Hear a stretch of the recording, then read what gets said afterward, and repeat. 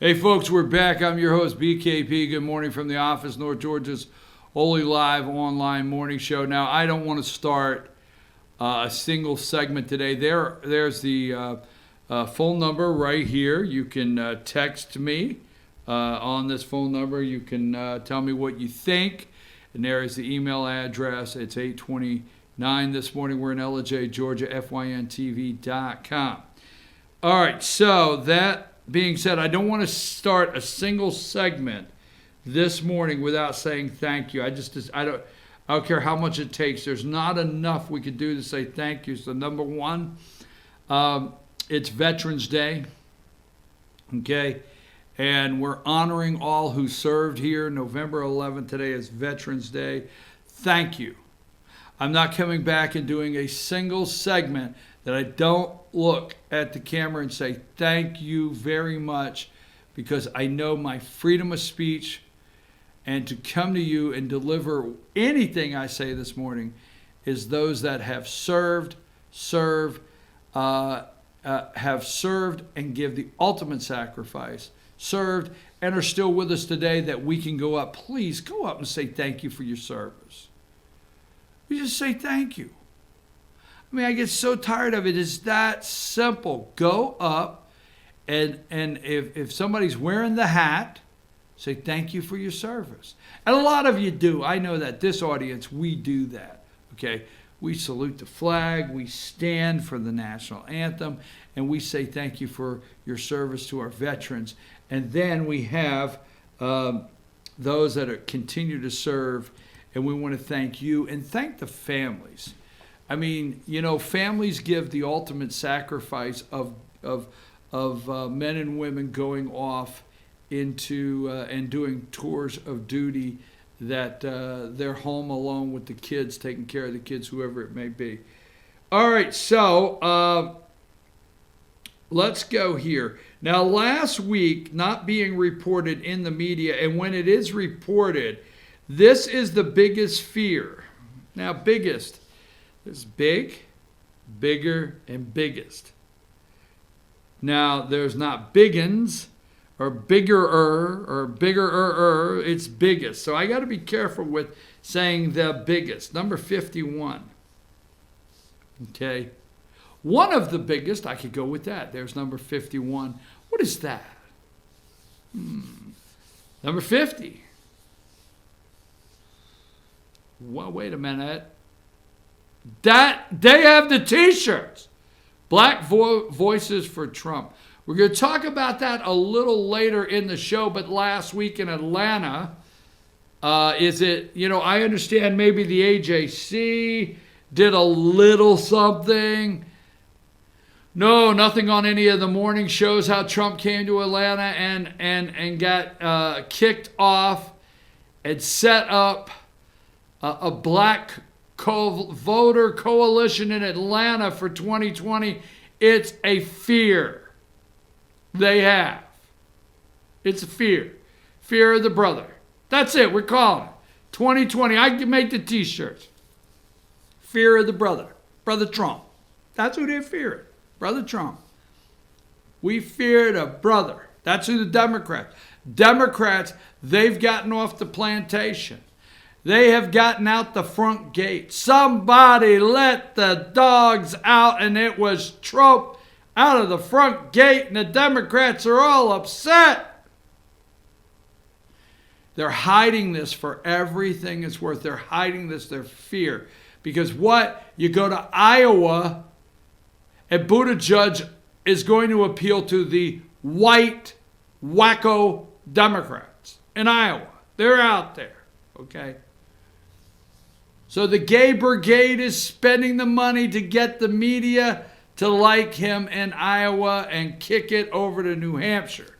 That's the gay brigade. When they get to New Hampshire, Elizabeth Warren is hoping that just because she sleeps around, well, I mean, she sleeps in different states. My God, look at where all she's campaigning. I didn't say that. She sleeps around. But Elizabeth Warren sleeps over there in Massachusetts as the senator. She's hoping that she can go over to New Hampshire and say, look at me. And then they're really wanting you to believe that the black vote in America can't wait for the crusty old white guy Joe Biden to bumble and stumble and say things. But that boy is smooth. Let me tell you something. I know how I'm going to be judged, and I don't care. Really, just I don't give a rat's ass how you judge me on this. All right? But the best thing that Trump could hear out of black voters is this. That boy is crazy. That boy's crazy because they like him. And when Trump said, hey, what have you got to lose? They know they got to lose nothing. Okay, so I'm going to get into it a little. This is a fear. This is one of their biggest fears. They don't know what to do about it. All they can do is hope that they can impeach President Trump and run commercials saying, would you vote for a president that's been impeached? Let me tell you something. If you take the uptick, now let's just say you believe this bull SH asterisk asterisk, okay? Let's just say you believe this crap, okay? And you take the uptick in rural vote, okay? You take the uptick in rural vote. You take the uptick in support in the black community for Trump. You take the uptick for support in the Hispanic, Latino, Asian community for Trump. And then you just keep running your rural, white, suburban women voters. You just keep running that, okay? You keep talking that nonsense, all right? All right, let's get off that. Get that picture off the screen, okay? I mean, I know. All right, last week, but let me give a shout out because we broadcast in Ellijay, Georgia, okay? We broadcast here in Ellijay, Georgia, and in Ellijay, Georgia, that's Gilmer County, Fannin County, and a part of Dawson County. Our representative, number 6, happens to be the Speaker of the House of the state of Georgia, House Speaker David Ralston, okay? And there is House Speaker David Ralston welcoming last week President Donald Trump to Georgia, part of a long line. And I tell you what, I got it. Mr. Speaker,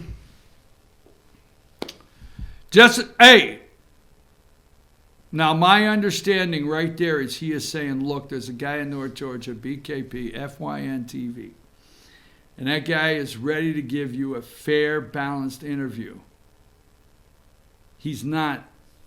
They're not like anybody else, and they're in my, I think that's what he's saying. I mean, if I was to run money, he's saying, welcome to Georgia, and you should give BKP an interview up there at F. I'm going to get my interview. I'm right here on camera. It's recording. I will not stop till I get an interview. Okay? I'm telling you. All right, so that being said, thank you, Mr. Speaker, for welcoming our President of the United States. Now, okay, I can't get into politics yet, so let's go back a notch, all right? Let's go back a notch, and we might take a break. Let's go to number 4. Finally, LSU is number 1. What a segue, right? Segue from the president, because the president of the United States was over there in Alabama for the LSU-Alabama game, right? And he got an ovation, and the media said, oh, my God, he had to go to Alabama. And, he had to get his ovation in Alabama. He couldn't get it at the World Series. He couldn't get it at the Ultimate Fighting. He had to go to Alabama and get his ovation. Now, he was in Alabama Saturday, right? Was it Friday or Thursday? But I think it was Thursday.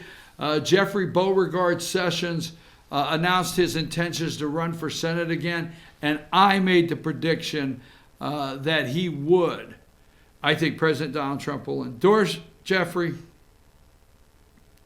support Jeffrey, and do a rally for Jeffrey when it comes time.